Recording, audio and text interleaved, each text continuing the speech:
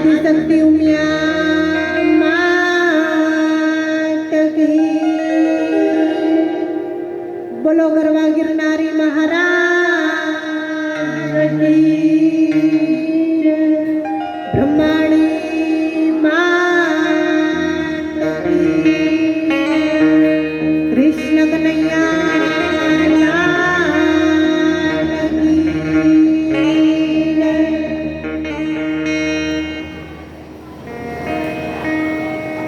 आज मैं प्रसंग में आसन पर पधारेला परम पूज्य वंदनीय ब्रह्मज्ञानी ब्रह्मक्षत्रिय અને જેમણે જબરજસ્ત કોરોનાની મહામારીમાં સારી એવા સેવા કરી વિશ્વ લેવલે એવોર્ડ પ્રાપ્ત કર્યો છે એવા વંદનીય સંત શ્રી દોલતરામ બાપુને તાળીઓના ખળખળાટમાં ઠારી લઈએ. આપણા જૂનાગઢ આશ્રમના વહીવટ કરતા મનુભાઈ સાહેબ, અબલ્યેશ્વરથી પધારેલા ભક્ત મંડળ, બહુચર મહિલા મંડળ, સાજિંદા ભાઈઓ, ભજનિક બહેનો અને અમારે ગોપાલભાઈને આમંત્રણને માન આપી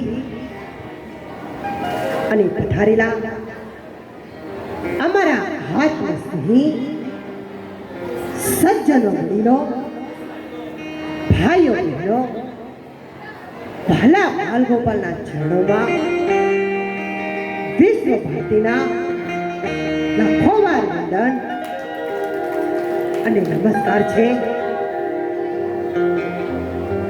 જ્યારે આપણે ખૂબ જ પુણ્ય કર્યા હોય તો જો આપણા બહણે સંતોના પહેલા થાય ત્યારે આપણને સંતોએ કહ્યું છે કે જ્યારે આ કિનારાને ડાકુને સામા કિનારે પહોંચતા પહોંચતા કોઈ પીર કરીને પૂછાવે તો ભારતના સંતો પૂછાવી શકે છે. જ્યારે સંતોની અમૃત વાણીથી આપણે આપણું જીવન કેવી રીતે જીવવું એ સંતો આપણને શીખવાડે છે.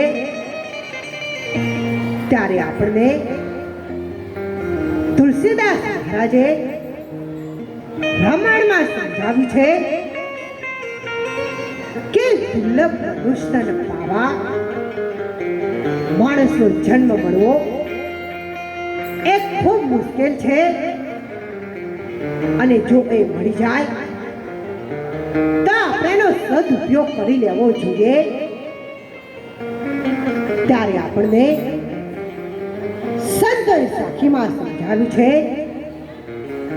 કે મનુષ્ય જન્મ મોંઘો મળ્યો, જાણ્યો નહીં તે મરવ, એક શેર લોટને કારણે તે કોટિક બાંધ્યા છે કરવ.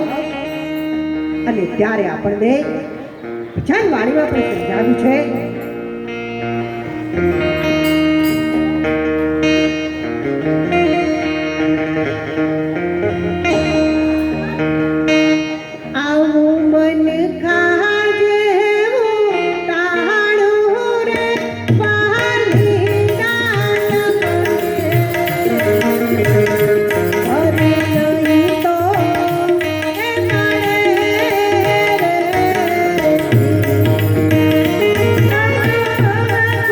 પોતા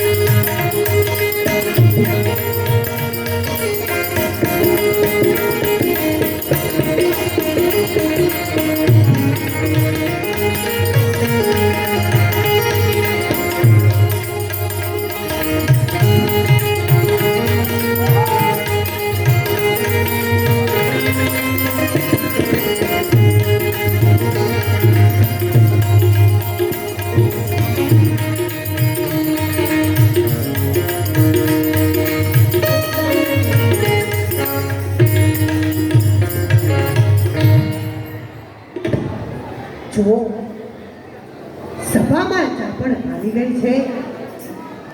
ચા કળિયુગની દેવી, ઉઠતા ઘેરી ઘેરી બેઠી, પલોઠી વાળીને બેઠી, હોય જરોની બેઠી, તોય લાગે બેઠી.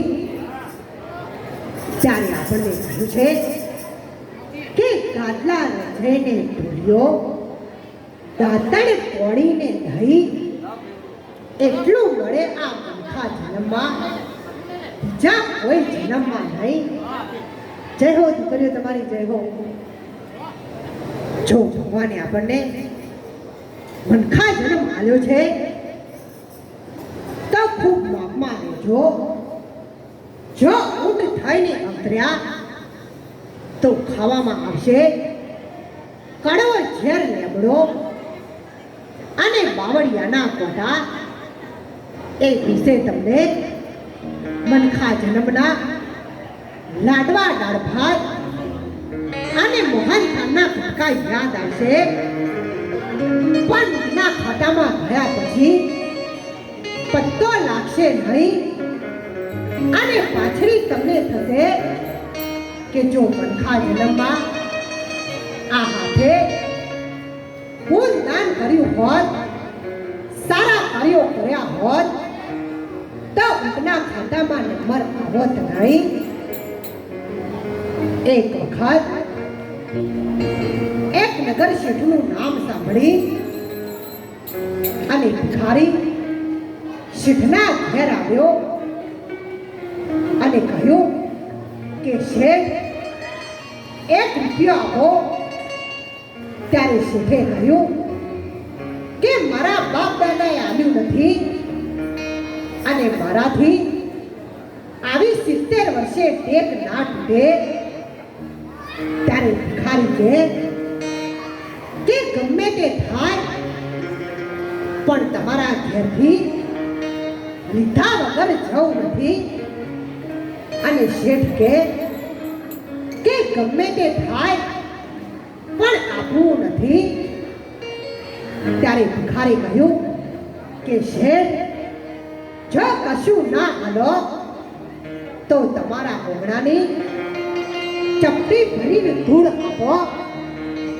ત્યારે શેઠે કહ્યું કે ધૂળ આપવાથી તારું શું મળશે? ત્યારે ભિખારી કહે કે શેઠ, મારું તો જે વળવું છે તે મળશે, પણ 70 વર્ષની ઉંમરે તમારો હાથ તો વળશે. આજે ધૂળમાં વળ્યો છે તો એક દિવસ જરૂર ધનમાં વળશે.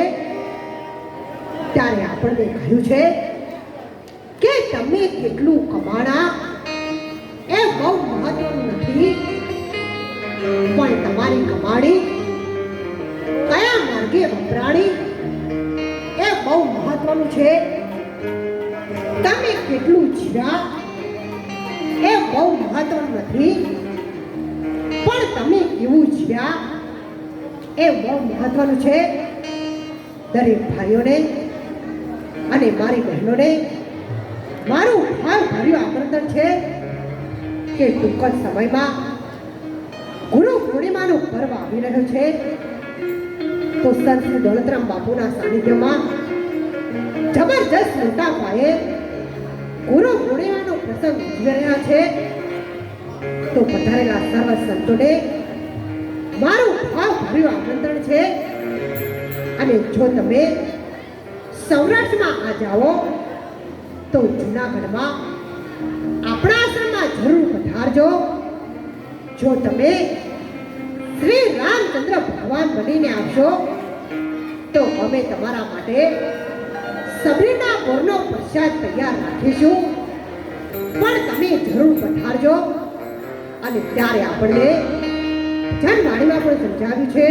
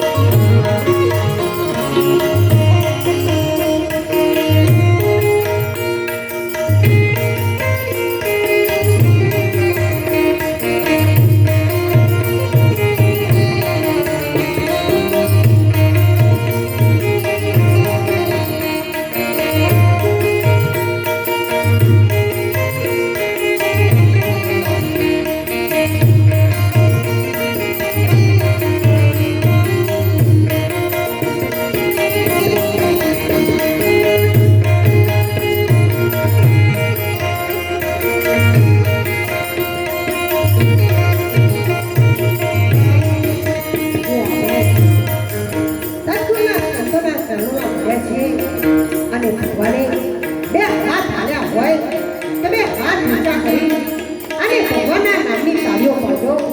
તમારે ગોપાળ વાળો પ્રસંગ સુધી ઉઠે દરેકને વિનંતી છે કે બે હાથ હાલ્યા હોય તો ભગવાનના નામથી તાળીઓ પાડો અને ત્યારે કહે છે